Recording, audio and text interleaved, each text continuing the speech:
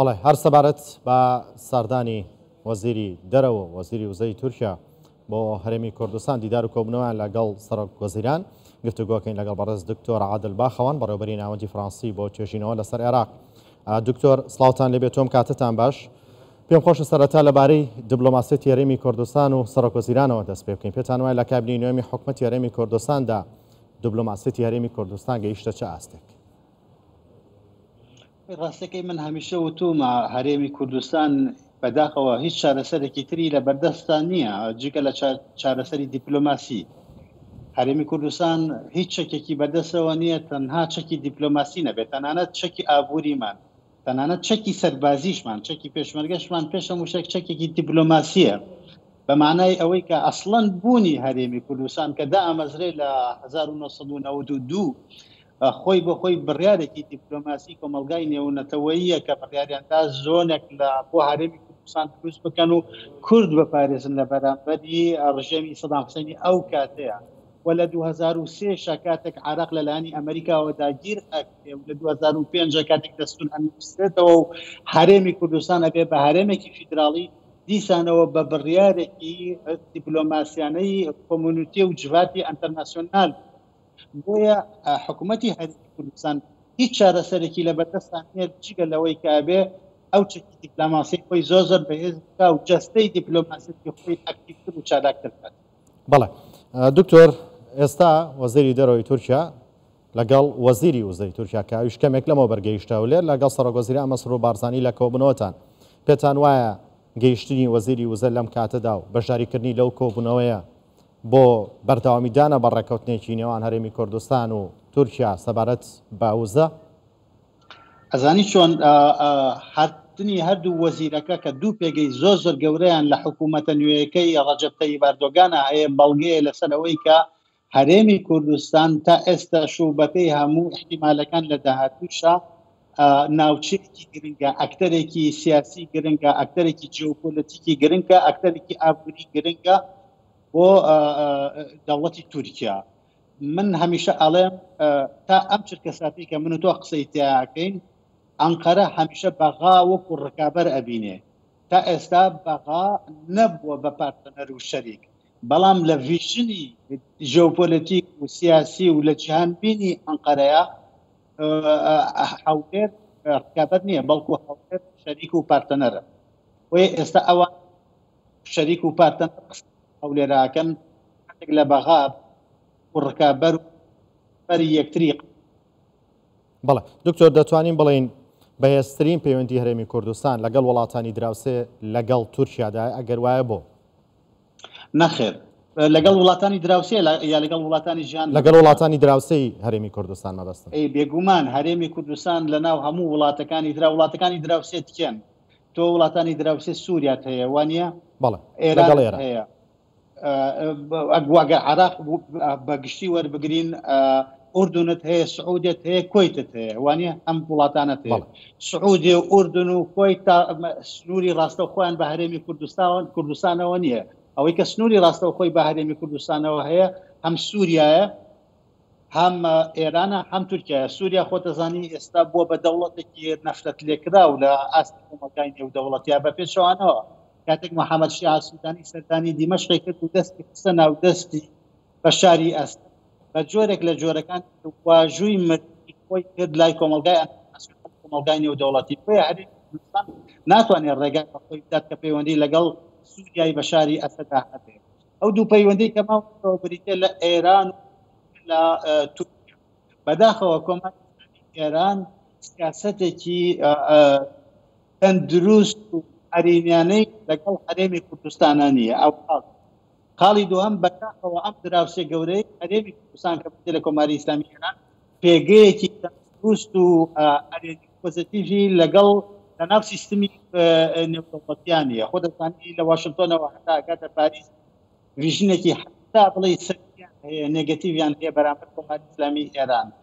و هەروەها کۆماری ئیسلامی ئێران نەک هەر لە کوردستان و عێراق بەڵکو لە وڵاتی ناوەڕاستە تا ئەم چرکە ساتە سیاسەتێکی هەیە بە ناوی بە میلیشیاکردنی ڕۆژهەڵاتی ناوەڕاست. هەموو ئەمانە واکەن کە هەرێمی کوردستان ناتوانێت پەیوەندێکی تەندروستی لەگەڵ کۆماری ئیسلامی ئێرانە هەبێت. بەڵام تورکیا بمانەوێت نەمانەوێت ئەندامە لە هاوپەیمانی ناتۆیە ئەوەیەک. دووهەم تورکیا حدودی لەگەڵ ئەوروپا و کاندیدە بۆی بڕاتە ناوێکێتی ئەوروپاوە. سێ هەم بمانەوە نەمانەوێت تورکیا مەقبولێتێکی هەیە لە ناو سیستمی ئینتەرناسیۆنالە. چوار نەمانەوێت تورکیا پردێکی زۆر بۆ ئەوەی لێو دیپلۆماسی بمانەوێت نەوت و غازی هەرێمی کوردستان غاز کە هێشتا ناوە، بەڵام ئەگەر بڕیار بە تورکیایە بەبێ تورکیا ئێمە شانسی بە کۆمەلگای نێو لاوازە بێ هەموو کە ئەقلێمی کوردستان پەیوەندێکی استراتیژی لەگەڵ تورکیا. بەڵێ دکتۆر هاکان فیدان لە یەکەم سەردانیدا وەکو وەزیری دەرەوە سەردانی بەغدای کرد، توانین بڵێن ینی سەردانی عراقی کرد، لەوێ دیدار و کۆبوونەوەی لەگەڵ وەزیری دەرەوە هەروەها سەرۆک کۆمار و سەرۆکی ئەنجومەنی وەزیرانی شەبوو. هاکان فیدان هات گفتوگۆ بکات و ڕێکەوتن کات یان هات بڵێ ئەمە خواستەکانی ئێمە ئەبێ جێبەجێ بکرێن؟ هات بۆ ئەوەی بڵێ ئەمە خواستەکانی ئێمەوە بێ جێبەجێ بکرێ. هاکان فیدان نایە دانوستان بکات لەگەڵ عێراقا. ئەسڵەن لە خەیاڵدانی سیاسی و لە یادەوەری دەستە جەمعی سیاسی و دیپلۆماسی تورکیا شتێک نییە بە ناوی دانوستان لەگەڵ عێراقا. تا ئێستاش ئەوە ماوەتەوە با تۆ بزانی تا ڕاستە عێراق بۆ بە دەوڵەت، بەڵام تا ئێستا لە یادەوەری دەستە جەمعی ئەوانە ئەو ماوەتەوە کە عێراق تەنها مینێکە پرۆڤانسێک بووە، سێ ویلایەت بووە لە ئەوان ئیداریان بەڕاستەوخواوە. خاڵی یەکەم. خاڵی دووهەم بمانەوێت نەمانەوێت کە ئێستا ئەو دەوڵ ئەوەی کە ئێمە زۆر گرنگ و گەورەی باسیەکەی وەکو عێراق و عێراقی ئەوان ئەزانن و شارن بەوەی کە لە عێراقا دەوڵەتێک نییە کە خاوەنی سەروەری بێ. خاڵی سێهەم تورکیا بەتەواوی وشارە بەوەی کە عێراق هیچ کاتێکی وشاری بەسەر تورکیاەوە نییە. بۆیە تورکیا بە کۆمەڵێک داواکاریەوە هات پێت دەڵێت تۆ چیتەوێ؟ ئاوی من تەوێت تواتەوێ من هاوکاری بکەم بۆ ئەوی ڕێگەی گەشە و پرۆژەی ڕێگای گەشت سەر زۆر باشە. یەکەم پەکەکەم بۆ پێشەکەکەی دووهەم ئەینەریتە دەرەوە، ئەوە مەلەفی یەکەمە. مەلەفی دووەمیش ئەوەیە ئەو 1 ملیار و 500 ملیۆنەی کە دادگای پاریس تەبان بێت لەسەر مابووی تەسلیمی تۆی بکەم لەسەر نەوتی هەرێمی کوردستان زەربێکی لێ دەیت وازی لێنی دوای ئەوە نەوتی هەرێمی کوردستان ئەبێت دەست پێ بکاتەوە بە ڕێگای تورکیاوە بڕوا. ئەو دووکارم بۆ بکەی ئەم دووکارت بۆکەم، ئەم دووکارم بۆ ناکەی و دووکارت بۆ ناکەم و تەواو. ئەمە واکات لەوەی بەداخەوە هیچ جۆرە پێشکەوتنێک لە سەردانی هاکان فیدان بۆ بەغایە بەدەست نهاتبێت. بەڵێ دکتۆر پێتان وایە پرسی پەکەکە بەرامبەرە بە ئاو لە لای تورکیا؟ پرسی پەکەکە یەکەم پرسە لە تورکایە لە چوارچەوەی سیاسەتی ئەو لەسەر عێراق. ئەوە عێراقیەکان ئەبێ بەباشی تێبگەن.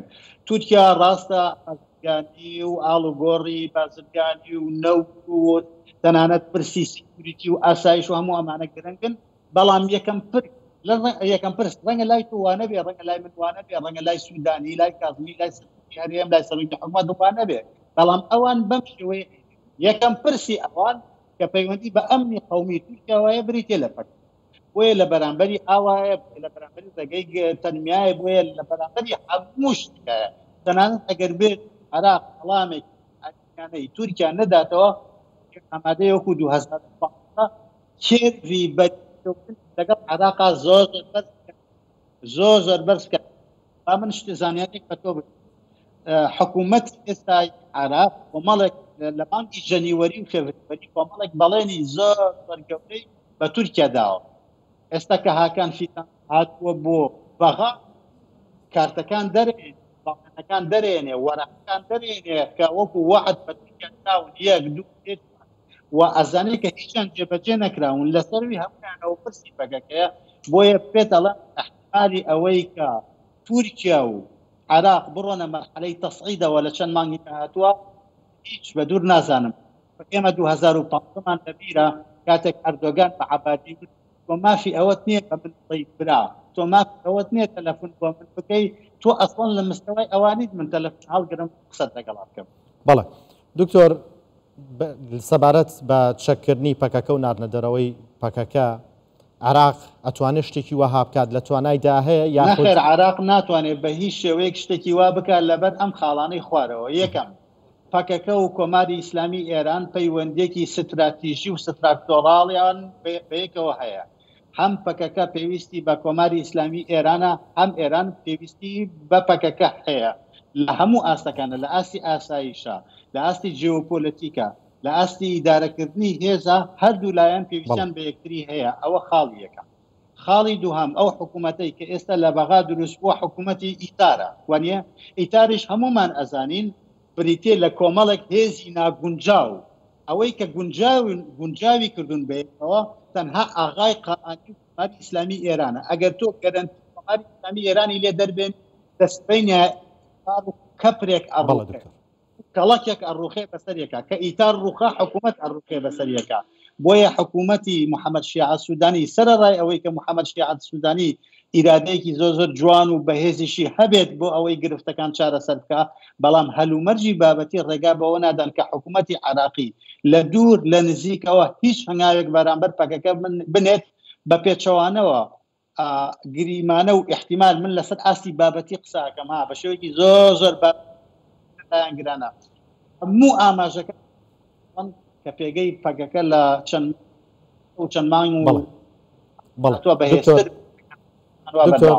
بۆ بۆرە یەک پرسیاری دیکە بە کورتی وەڵام بیت تۆ سپاس دەکەم چونکە ئامادەکاری بۆ کۆبوونەوەی کۆنفرانسی ڕۆژەمانی سەرۆکوەزیران نەکرێت لەگەڵ وەزیری دەرەوەی تورکیا پێم خۆش نییە دواتر قسەکانت ببڕم عێراق چی بکات لە بینی بەرداشتی خواستەکانی تورکیا و ئێراندا عێراق اختیاری نییە عێراق تورکیا نایەت ڕێکەوتنی لەگەڵا بکات تورکیا نایەت دانیشتانی لەگەڵا بکات تورکیا ئەمری بەسەراکە ئەبێ جێبەجێکە و هەروەها کۆماری ئیسلامی ئێرانش ئەمری بەسەراکە ئەبە جێبەجێکە لە نێوان کۆماری ئیسلامی ئێران و تورکیا بێگومان عێراق هەمیشە ئێران هەڵەبژێرێت بەڵێ بەڕێز دکتۆر عادل باخەوان بەڕێوەبەری ناوەندی فڕانسی بۆ توێژینەوە لەسەر عێراق سپاس بۆ کاتەی بێمەتاندا دکتۆر